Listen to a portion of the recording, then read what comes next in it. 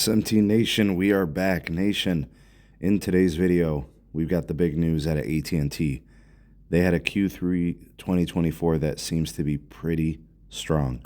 Anyways, I'm going to give you guys all the numbers. You drop me some comments whenever we discuss something that you think is interesting, important, positive, negative, whatever. Drop me a line at any point in this video. I'll be sure to link something for you guys here to follow along. Take a look at some of those numbers. Be down in the description. Ways to support us can be found there as well. Please do like and share this video.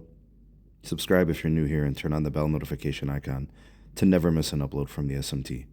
All right, folks, so how healthy is AT&T with respect to their competitiveness in the market against their main competitors, Verizon, T-Mobile, and of course, big cables involved, right? But let's kind of compare what we know so far. We know the Verizon numbers. Now we got the AT&T numbers.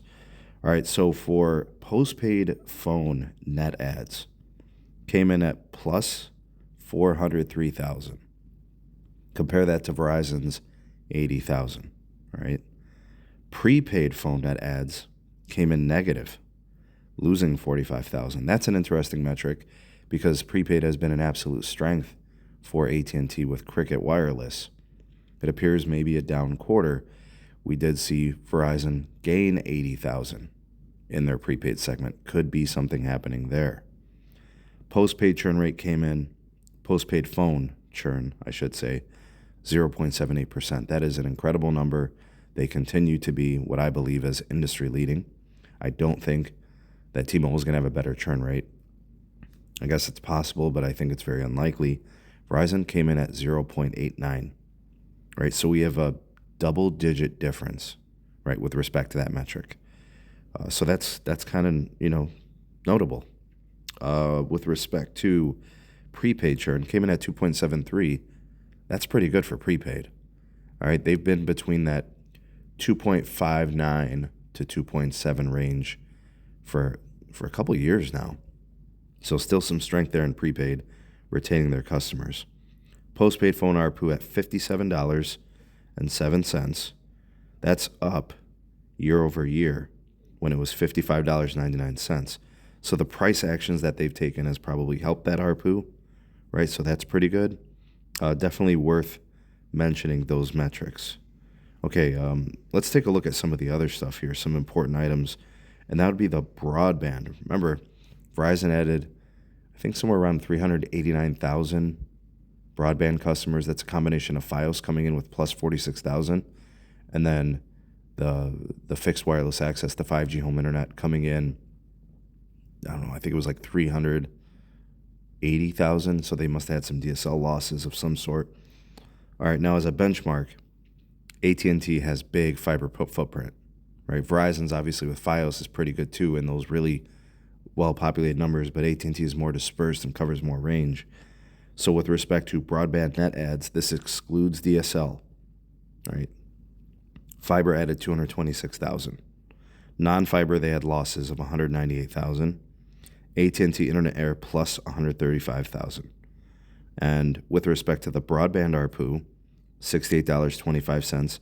Fiber specifically, the ARPU came in at $70.36. Now the fiber piece is good, going from $68.21 to $70.36, likely a result of pricing action and maybe people moving up.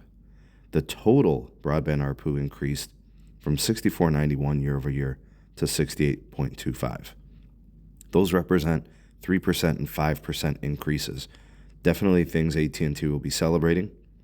EBITDA margins also improving. Looking at some of the other key numbers, we can kind of look at some of the financials.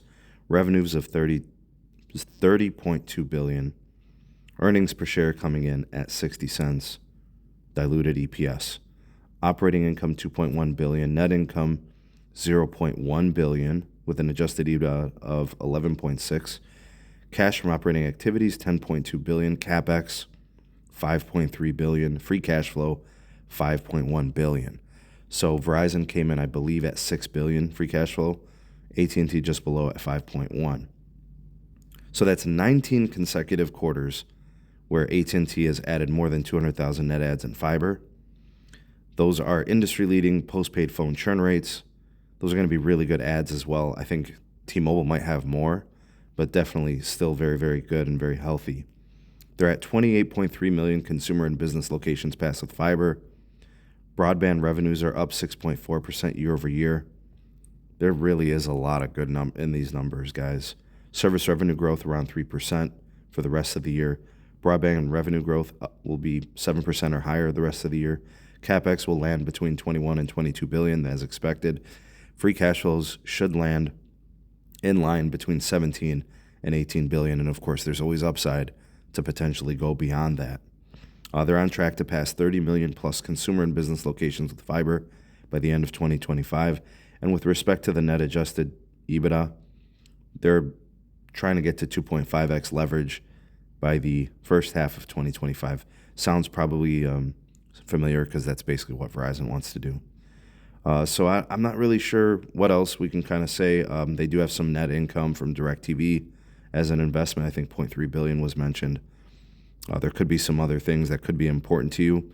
Total debt, 129 billion, and net debt coming in at 125.8 billion at the end of the third quarter.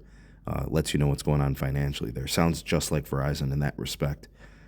All right, guys, a lot of strength there. Not much weakness.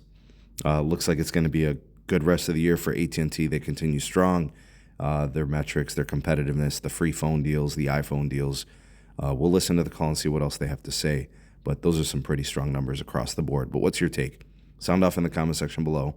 You're the voice of the people, the SMT Nation. Let your voice be heard.